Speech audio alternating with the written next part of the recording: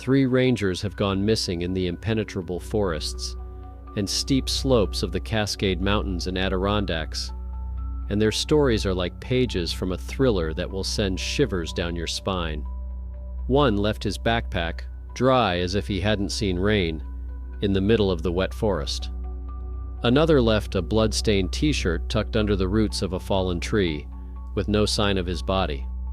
The third, the most experienced of the 3, was found wedged in a narrow crevice, his boots neatly removed and a sock clenched in his fist, as if he knew he was leaving his last clue. What took these people?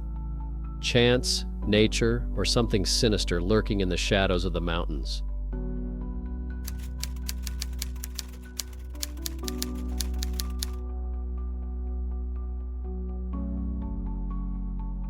May 9, 1984, a national park located in the northern part of the Cascade Mountains, Washington. It was a damp day. A fine, annoying rain had been falling since morning, turning into a steady downpour in places. Park Ranger Robert Summers, a 33-year-old employee with nearly a decade of experience, was making his standard patrol along the southeastern border of the park. His route took him along old logging roads, rocky trails, and marshy areas. It was an easy route, more of a check on secluded tourist parking areas than a real inspection. At around 2:40 p.m., he made his last contact, reporting that he was checking the remote Old Creekside campsite, one of the least used areas, usually visited only by experienced solo hikers.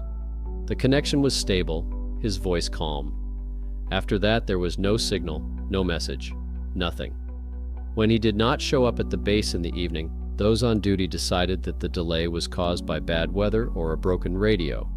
It was not until the next morning that it became clear Summers was missing, and from that moment on, one of the most disturbing search operations in the park's history began, with details that remain unexplained to this day. On the morning of May 10th, the first search party arrived at the park. It included Robert's colleagues, security guards, and volunteer rescuers. The weather was terrible. The forest was saturated with moisture, the trails were muddy, and visibility was poor. Nevertheless, by the end of the first day, they managed to find some clues. On the trail where Summers was supposed to have walked, they discovered fresh footprints of his boots, characteristic deep tread marks of a service model. The tracks led to a low area along a stream and then disappeared on a dry patch under some pine trees. There were no signs of a struggle or other people's footprints, only his footsteps ending abruptly at the foot of a tree. 6 days later, on May 15th, a volunteer found Summers' backpack, and that's when things started to get strange. The backpack was standing upright, leaning against a thin, mossy tree a few miles from where his tracks had last been seen. The ground around it was wet and puddled, but the backpack itself was dry. Even the dust on the fasteners had not been washed away. This was perplexing.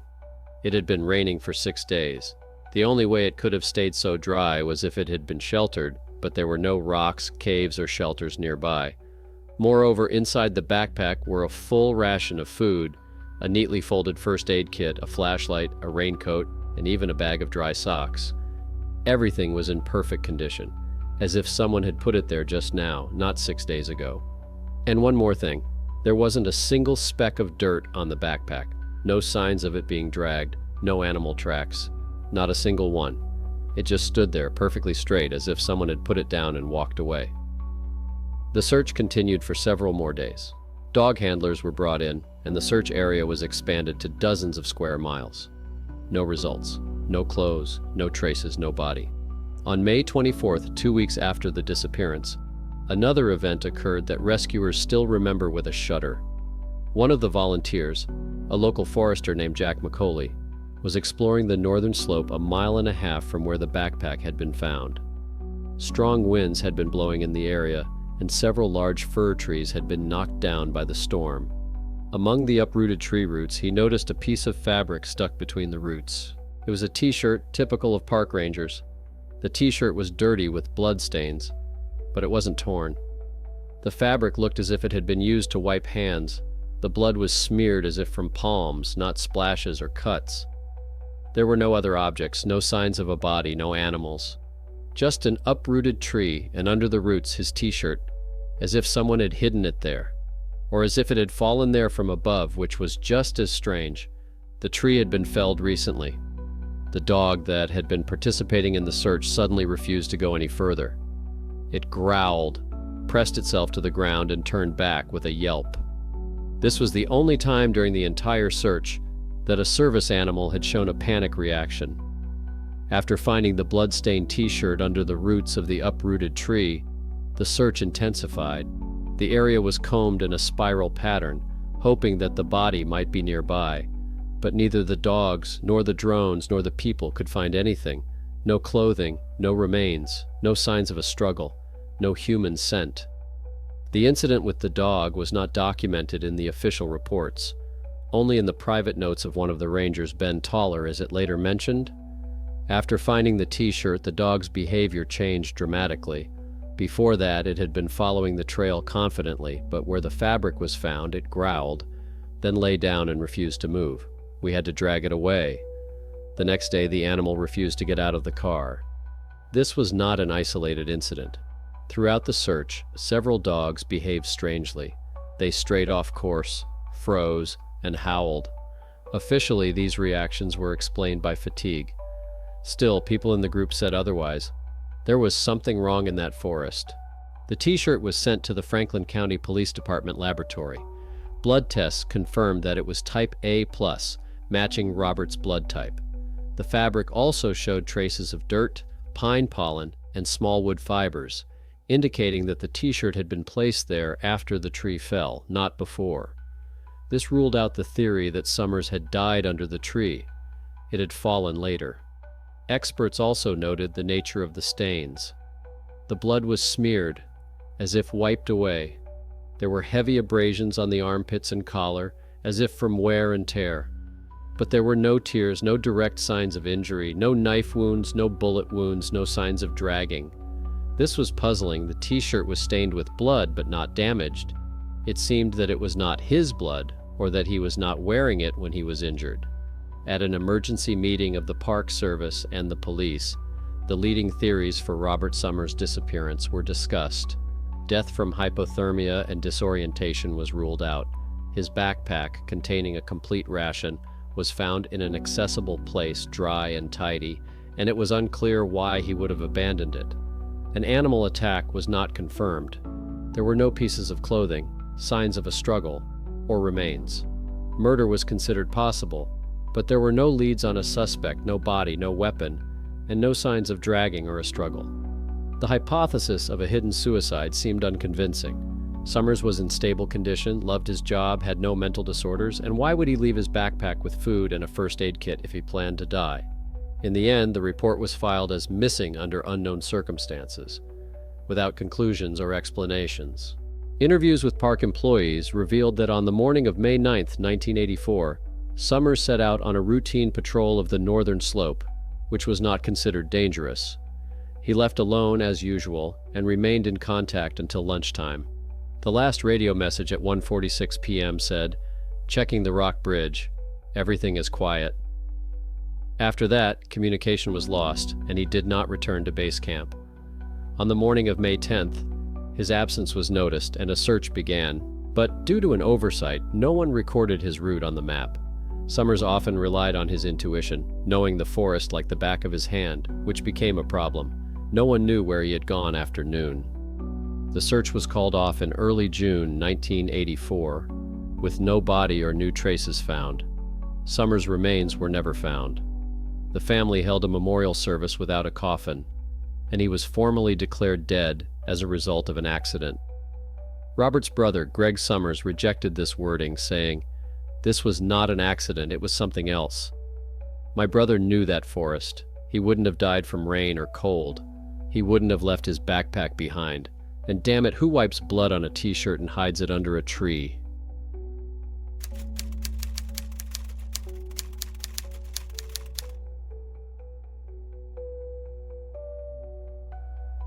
The morning of June 15th was quiet in the heart of the Adirondack Mountains in the High Peaks region. For the search party of forest rangers, the silence was ominous. Their path laid a duck hole, a remote and wild place located more than 7 miles from the nearest road at Upper Works.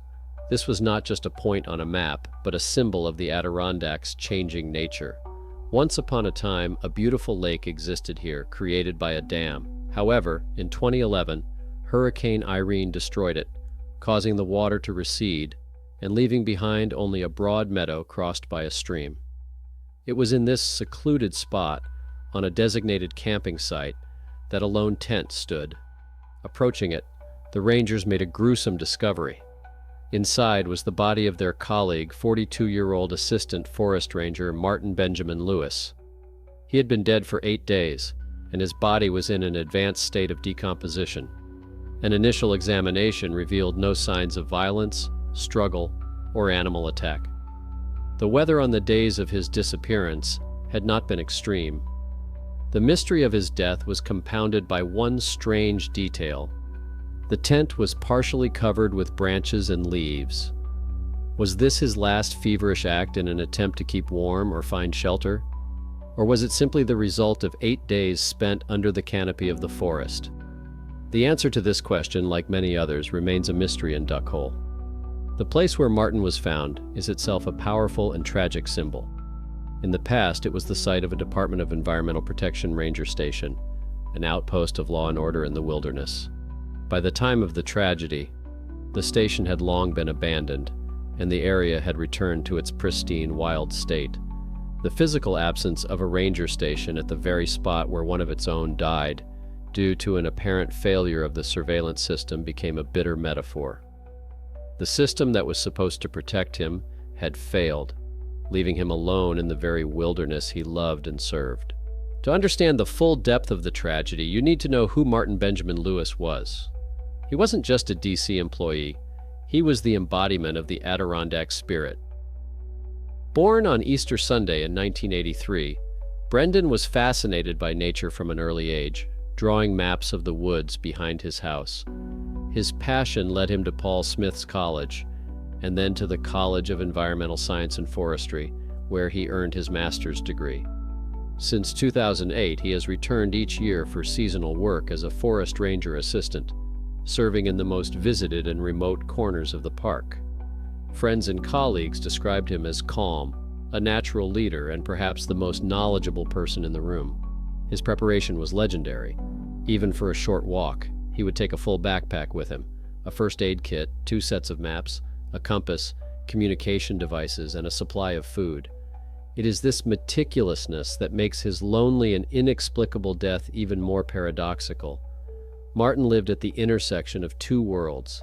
He was an avid hiker who had set himself the goal of spending the night in each of the state's 392 official shelters. At the time of his death, he had completed about 75% of that journey, spending up to 100 nights a year hiking. At the same time, he was a geek who loved video games.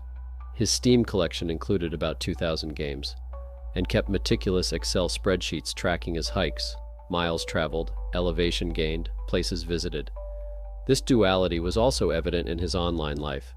Under the nickname D-Satar on forums dedicated to the Adirondacks, he was a respected voice, sharing his knowledge about safety and wildlife conservation. He was so well known that hikers who met him on the trail recognized him and felt like they had met a celebrity. And therein lies another tragic paradox. A man so well known and visible to the entire hiking community was completely invisible to his own employer. His popularity in the informal network of hikers who admired him contrasts sharply with the failure of the official system that was supposed to monitor him. While hundreds of people were reading his posts on forums, the system responsible for his life did not notice his deafening silence for 8 days. What happened to Martin on that tragic day? The evening of June 7th. Martin Benjamin Lewis was on a multi-day patrol in the western part of the High Peaks. At 7:22 p.m., he last communicated with the Central Dispatch Center in Raybrook. His message was short and standard. He had set up camp at Duck Hole and was completing his field duty.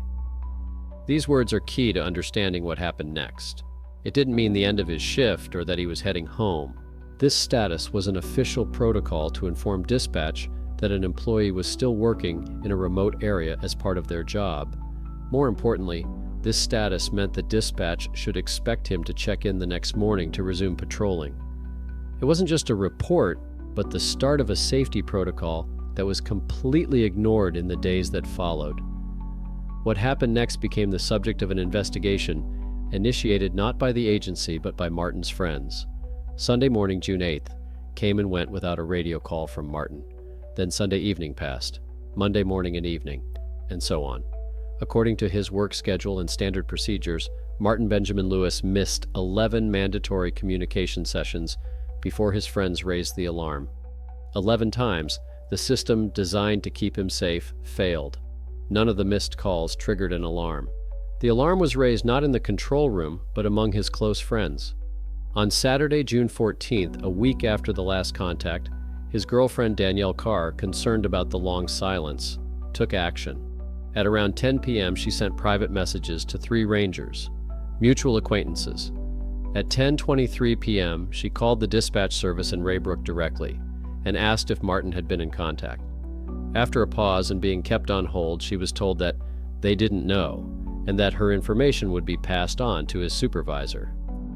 Only after this external push, initiated by a civilian, was an official search operation organized. This failure was not just human error, it was compounded by systemic and technological regression.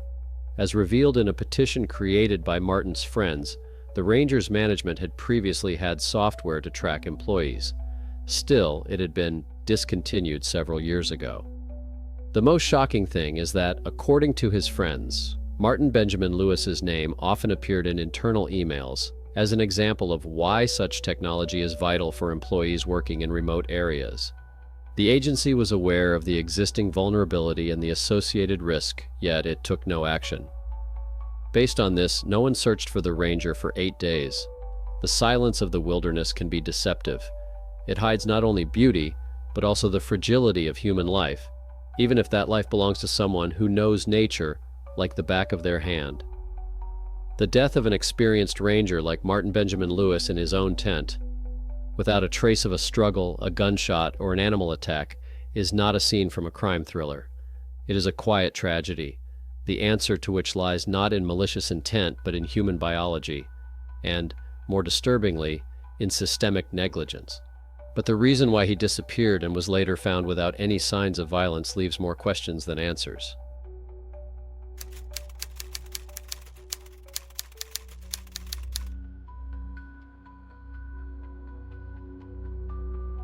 Mountains do not forgive weakness, but they value experience. They can be a source of inspiration and a deadly trap, often at the same time.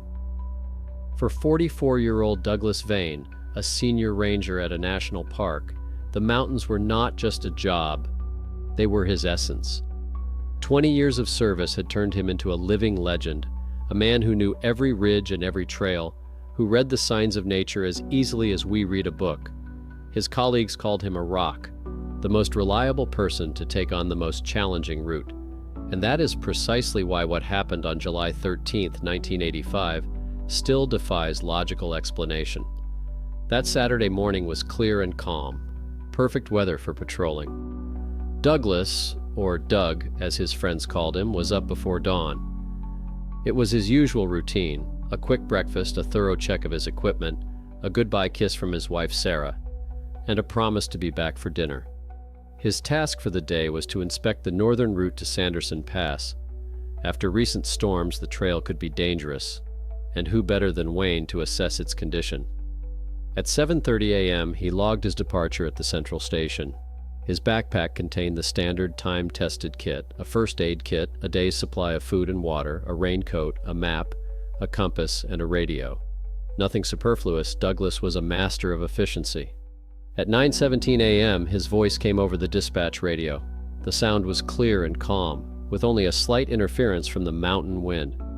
Central, this is Ranger 3. I'm approaching Devil's Cornice. The trail is partially washed out and there's a fresh landslide. It looks unstable, but passable.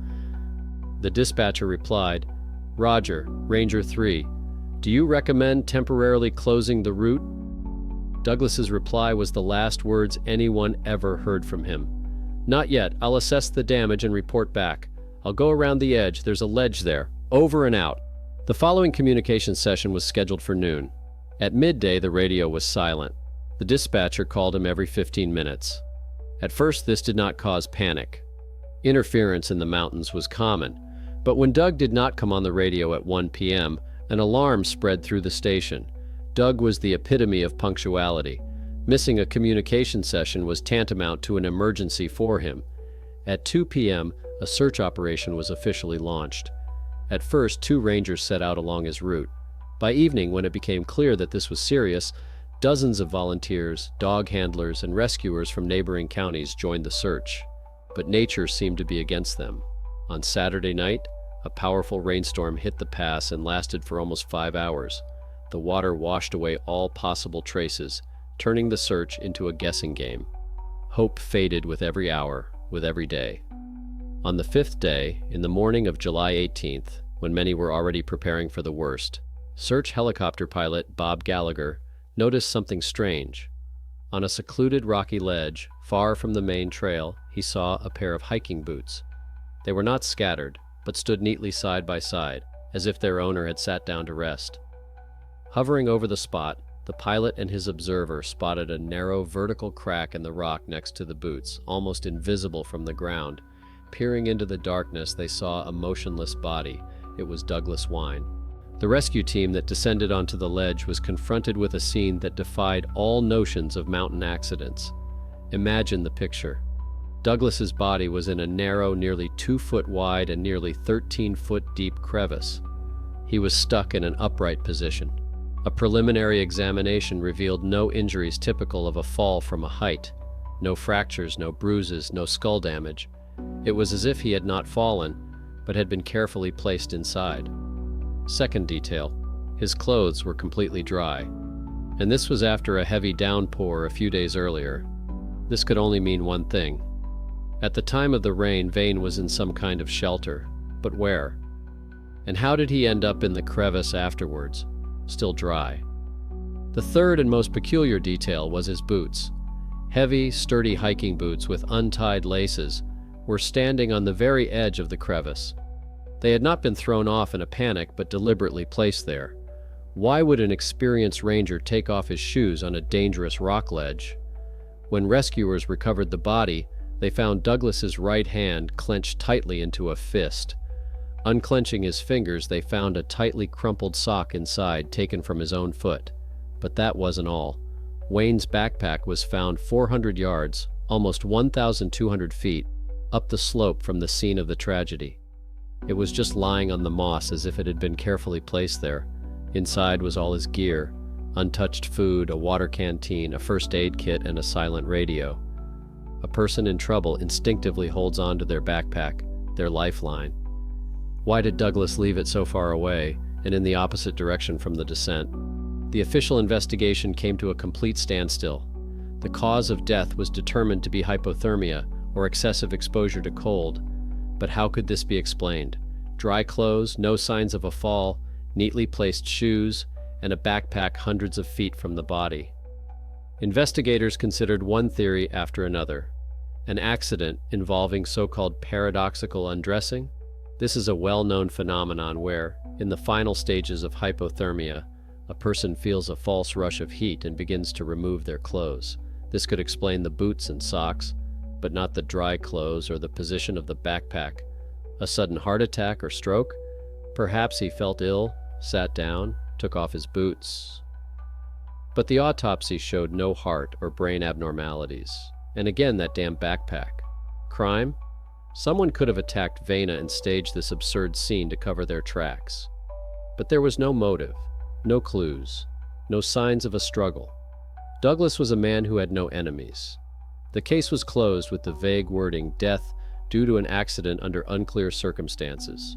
But for those who knew Doug Wayne, this story became an open wound, an eternal question with no answer. What drove one of America's most experienced rangers to commit this series of inexplicable acts before his death? What does the sock clenched in his fist as his last clue mean? And what force or event compelled him to leave his gear behind and find his end in a quiet, hidden crevice? The mountains remain silent, and the mystery of Ranger Wayne's last journey seems likely to remain one of the darkest mysteries of the wilderness. That's all for now, friends. Write your thoughts in the comments. like, and share the video with your friends if you enjoyed it, and see you soon.